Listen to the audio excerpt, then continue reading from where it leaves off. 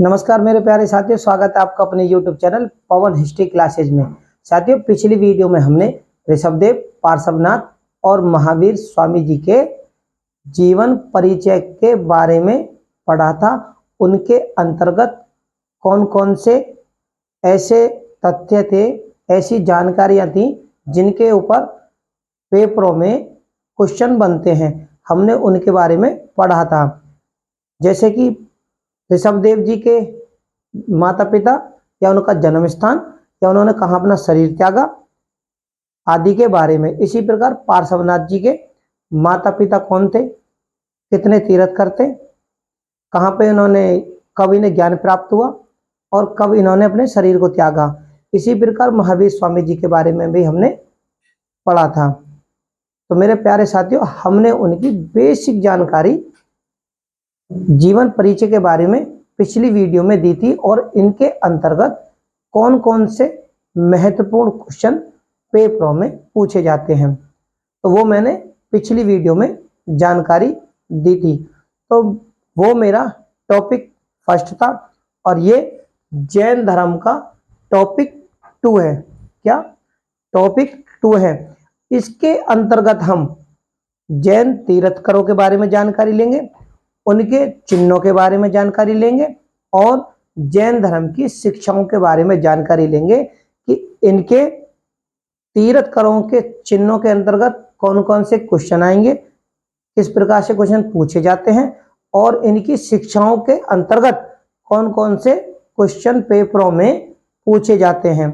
भाई, क्वेश्चन भी तो वहीं से बनेगा जब हमें ये जानकारी होगी कि इनकी शिक्षाएं कौन कौन सी हैं और उनके अंतर्गत क्या क्या शिक्षा दी गई थी, उनके क्या उद्देश्य थे। तो क्वेश्चन यहीं से बनते हैं। तो मेरे प्यारे साथियों, शुरू करने से पहले मेरे चैनल को आप लाइक करें, शेयर करें और चैनल को सब्सक्राइब करना ना भूलें और बेल आइकन को दबाना ना भूलें। अगर मेरी कोई भी वीडियो आने वाले समय में जो मैं बनाऊंगा, जो आएंगी, तो वो सबसे पहले आप लोगों तक पहुंचे। तो मेरे प्यारे साथियों, शुरू करते हैं जैन धर्म और जैन धर्म के तीर्थंकर और उनकी शिक्षाओं के बारे में। जैन धर्म में कितने तीर्थंकर थे? 24 तीर्थंकर और उनके चिन्ह। ठीक है।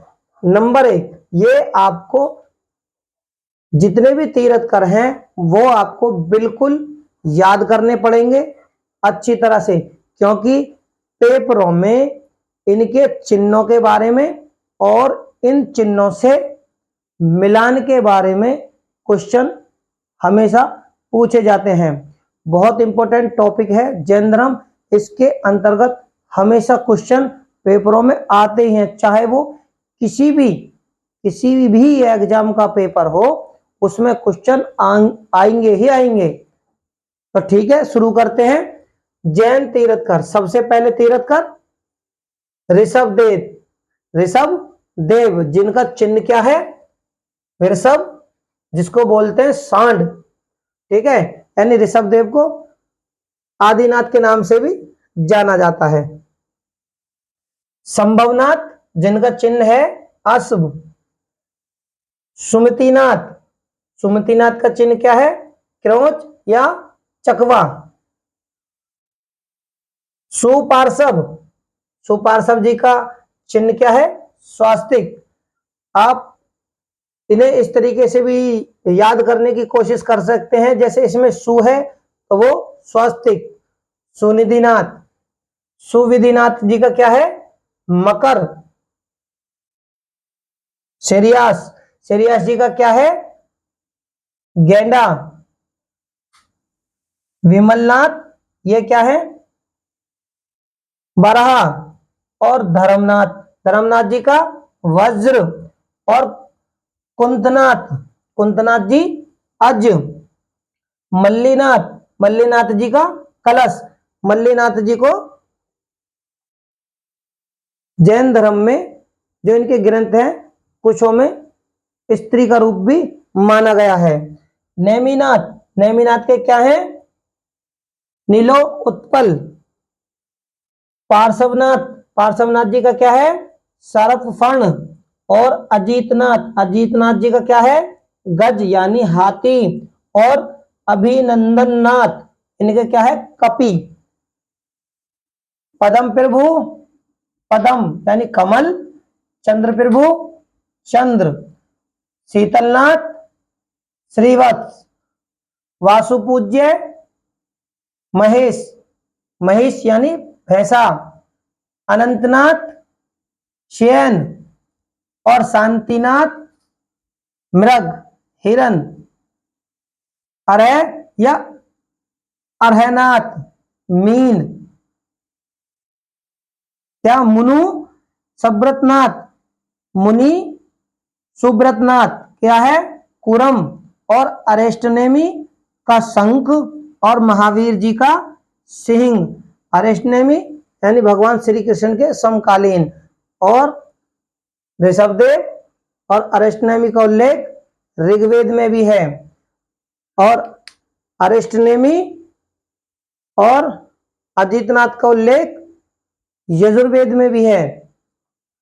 तो मेरे प्यारे साथियों, मैंने समझाया आपको जैन तीर्थंकरों के बारे में कि इनके नाम और चिन्हों से संबंधित क्वेश्चन पेपरों में पूछे जाते हैं, मिलान के लिए भी आते हैं। जैन धर्म की शिक्षाएं, बात करते हैं जैन धर्म की शिक्षाओं के बारे में। क्या जैन धर्म की शिक्षाओं के अंतर्गत बहुत सारे क्वेश्चन पेपरों में पूछे जाते हैं, जैसे कि उदाहरण के तौर पर कि जैन धर्म के उपदेश की भाषा कौन सी थी,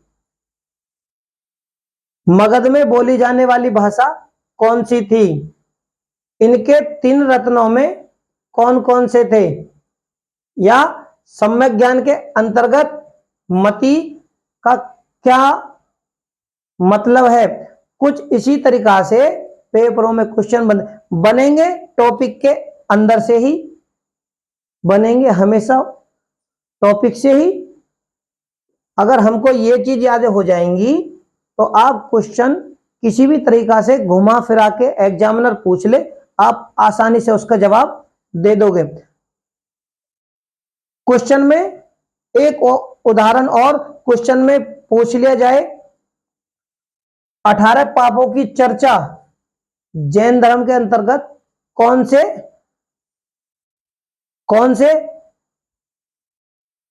से उसके अंतर्गत है, यानी कि 7 शील व्रत हैं, तो 18 पापों की चर्चा कौन से शील व्रत में है।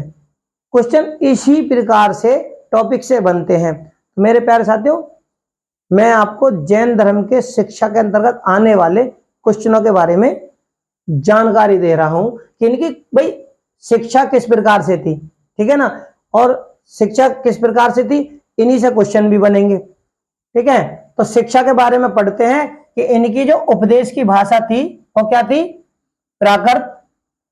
मगध में बोली जाने वाली प्राकृत भाषा क्या थी, मगधी,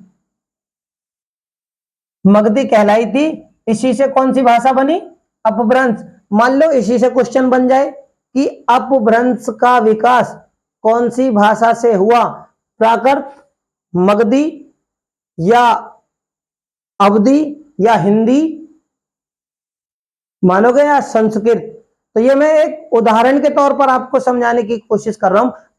अगर यही प्रश्न बन जाए कि अपभ्रंश भाषा का विकास कहां से हुआ, तो मैंने आपको मगधी कहलाई, यानी मगध में बोली गई प्राकृतिक भाषा मगधी कहलाई, और इसी से अपभ्रंश का विकास हुआ। क्वेश्चन अब किसी भी प्रकार से पूछ ले, आप आसानी से उसका जवाब दे दोगे।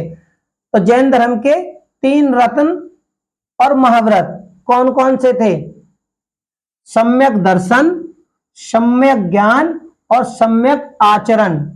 ये जैन धर्म के 3 रत्न बोल सकते हैं या महाव्रत थे। सम्यक ज्ञान के अंतर्गत कौन कौन सी चीजें आती हैं, और सम्यक ज्ञान के अंतर्गत कौन सी चीजें आती हैं और इनसे भी किस प्रकार से क्वेश्चन बन सकते हैं, उसकी भी जानकारी देने की कोशिश करूंगा। मान लो क्वेश्चन में पूछ ले जाए मति कौन से ज्ञान के अंतर्गत आती है, क्वेश्चन अगर इस प्रकार से पूछ ले जाए, और सम्यक दर्शन, सम्यक ज्ञान, सम्यक आचरण ये रखने के बाद में कुछ और ऑप्शन में रख दे, तो आपको अगर ये पता रहेगी कि सम्यक ज्ञान के अंतर मति आती है, तो आप क्वेश्चन का आसानी से जवाब दे दोगे। तो मेरा समझाने का जो मतलब है, जो मेरा आपको बताने का जो तात्पर्य है, वो यही है कि इन्हीं के अंतर्गत इसी प्रकार से क्वेश्चन पूछे जाते हैं पेपरों में। तो शुरू करते हैं सम्यक ज्ञान। सम्यक ज्ञान 5 प्रकार के हैं। कितने? सम्यक ज्ञान 5 प्रकार के हैं। कौन कौन से हैं? मति, श्रुति, अवधि, मन पर्याय और केवल्य ज्ञान। सम्यक ज्ञान 5 प्रकार के, और इनके अंतर्गत कौन कौन से हैं वो 5 प्रकार? मति यानी इंद्रिय जनित ज्ञान, श्रुति यानी श्रवण ज्ञान, अवधि दिव्य ज्ञान, और मन मेरे बोलने में थोड़ी हिचकिचाहट हो गई, मन पर्याय दूसरों के मन को जानने वाला, और केवल्य ज्ञान सर्वोच्च ज्ञान। अगर इसके अंतर्गत अब कोई सा भी प्रश्न बन जाए तो आप उसका जवाब आसानी से दे दोगे। अब बात करते हैं सम्यक दर्शन की। सम्यक दर्शन के अंतर्गत क्या क्या चीजें आती हैं जो जैन धर्म में क्वेश्चन पेपरों में बन सकते हैं? जैसे जैन तीर्थंकरों के उपदेशों में सम्यक दर्शन के अंतर्गत क्या चीजें हैं कि जैन तीर्थंकरों के उपदेशों में आस्था और श्रद्धा रखना सम्यक दर्शन है। इसके अंतर्गत क्या है कि जैन तीर्थंकरों के उपदेशों में, मेन चीज उपदेशों में आस्था और श्रद्धा रखना सम्यक दर्शन है। अगर इसी के ऊपर क्वेश्चन बन जाए कि जैन दर्शन में श्रद्धा और आस्था तीर्थंकरों के कौन सी चीजों पर है, तो क्या है? उपदेशों पर। तो अगर इससे क्वेश्चन बनेगा तो आप याद रखना, उपदेशों में श्रद्धा और आस्था रखना सम्यक दर्शन है। ठीक है। सम्यक आचरण, अगर इसके अंतर्गत क्वेश्चन बनेंगे तो इसकी जानकारी हमें होना बहुत जरूरी है। जैसे सम्यक आचरण, सम्यक आचरण में क्या है? 5 महाव्रतों का पालन करना। सम्यक आचरण में 5 महाव्रतों का पालन करना है। और कौन कौन से हैं वो महाव्रत? अहिंसा, सत्य, असत्य और अपरिग्रह। क्या? सम्यक आचरण में 5 महाव्रतों का पालन करना होता है। पालन में कौन सा? अहिंसा, सत्य, असत्य और अपरिग्रह। ये 4 जो थे पार्श्वनाथ जी ने जैन धर्म में इनका विधान किया था। पार्श्वनाथ जी ने 4 जैन धर्मों में इन व्रतों का विधान किया था। 5वां व्रत जो था वो ब्रह्मचर्य था। ब्रह्मचर्य किसने जोड़ा था? महावीर जी ने। केवल एक व्रत ब्रह्मचर्य महावीर जी ने जोड़ा था। 4 व्रत जैन धर्म में पार्श्वनाथ जी ने जोड़ा था। अगर क्वेश्चन बन जाए इसी के ऊपर कि कौन से महाव्रतों के अंतर्गत, कौन से महाव्रतों के अंतर्गत अहिंसा, सत्य या फिर पूछ ले अपरिग्रह या असत्य आते हैं, तो आप याद रख लो सम्यक आचरण के अंतर्गत 5 महाव्रत हैं और उनके नाम इस प्रकार हैं। पार्श्वनाथ जी ने 4 महाव्रतों का विधान किया। ब्रह्मचर्य का विधान महावीर जी ने जोड़ा। गृहस्थों के लिए, गृहस्थ जीवन के लिए, गृहस्थ क्या है? जीवन के लिए 5 अणुव्रत, यानी ये जो 5 महाव्रत हैं उनमें से 5 अणुव्रत गृहस्थ जीवन वालों के लिए। ठीक है। और जो 5 हैं वो भिक्षुओं के लिए, साधुओं के लिए। अब जैन दर्शन में 2 प्रकार के द्रव्यों की भी बात हुई है। जैन दर्शन में 2 प्रकार के द्रव्यों की बात हुई है। नास्तिकाय यानी केवल काल का, और देशव्यापी, बहुदेशव्यापी यानी अस्तिकाय। जैन दर्शन में दो प्रकार के द्रव्य हैं, नास्तिकाय और बहुदेश व्यापी अस्तिकाय। इसके अंतर्गत कौन कौन से हैं? द्रव्य, आत्मा और अजीव। ये किसके अंतर्गत आ गए? बहुदेश व्यापियों के अंतर्गत। अजीव में क्या क्या चीज है?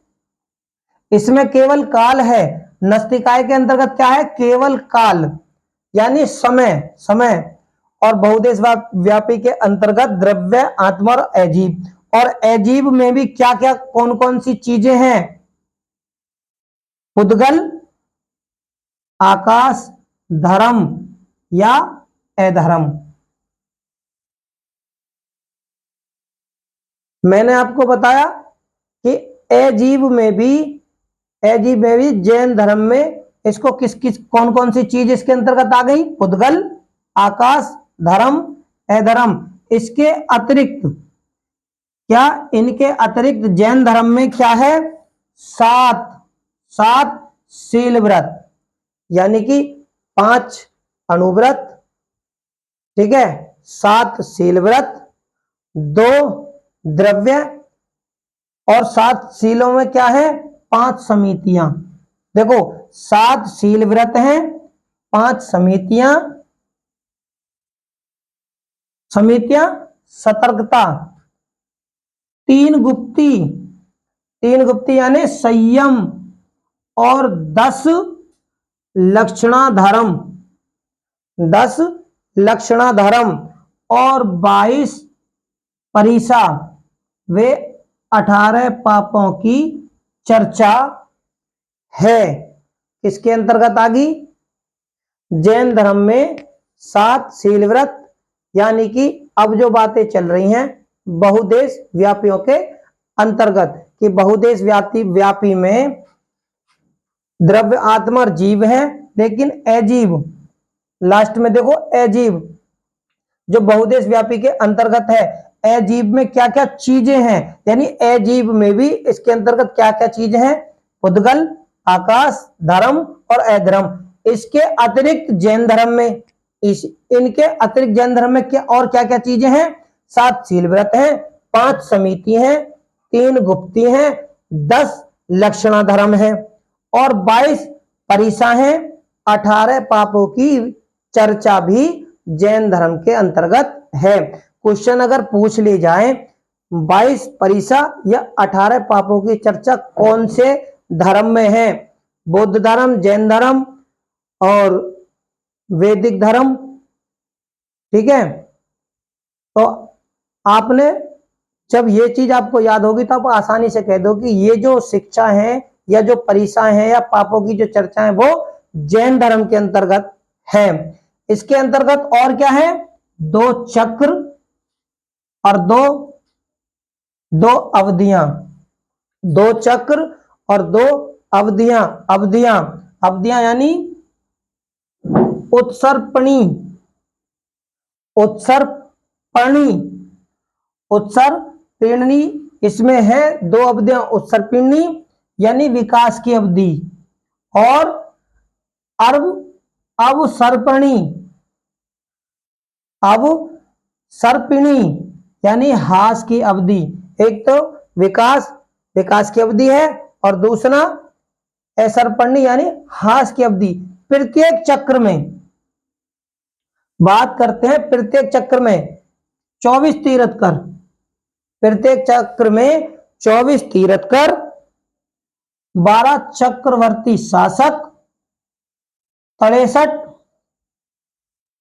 सलाका पुरुष निवास करते हैं। तो मेरे प्यारे साथियों, अगर इसी के अंतर्गत अगर क्वेश्चन बन जाए पेपरों में, इस तरीके से पूछ लिया जाए कि 24 तीर्थकर या 12 चक्रवर्ती शासक या 63 सलाका पुरुष कौन से चक्र के अंतर्गत आते हैं, या कौन से चक्र में? तो प्रत्येक चक्र, ठीक है। इसके बाद में क्या है? निवास करते हैं। या फिर ये पूछ लेते कि ये सारी चीजें किस में निवास करती हैं, तो आप आसानी से बता सकते हो। जीव और अजीव।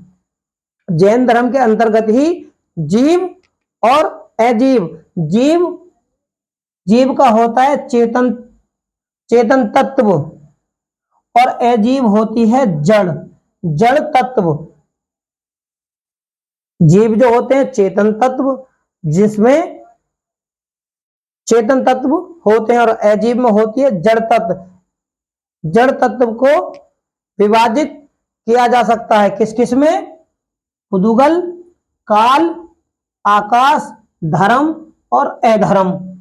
यानी कि जड़ तत्व को विभाजित किया जा सकता है पुद्गल में, काल में, आकाश में, धर्म में और अधर्म में। तो मेरे प्यारे साथियों, मैंने आपको जो जानकारी दी वो जैन धर्म की शिक्षाओं के बारे में है कि जैन धर्म की कौन कौन सी शिक्षाएं हैं जिसके अंतर्गत पेपरों में क्वेश्चन पूछे जाते हैं। उनके तीर्थंकरों के बारे में कि तीर्थंकर कितने थे और इन तीर्थंकरों के कौन कौन से चिन्ह थे, और पेपरों में चिन्ह मिलान के लिए 100% आते ही हैं।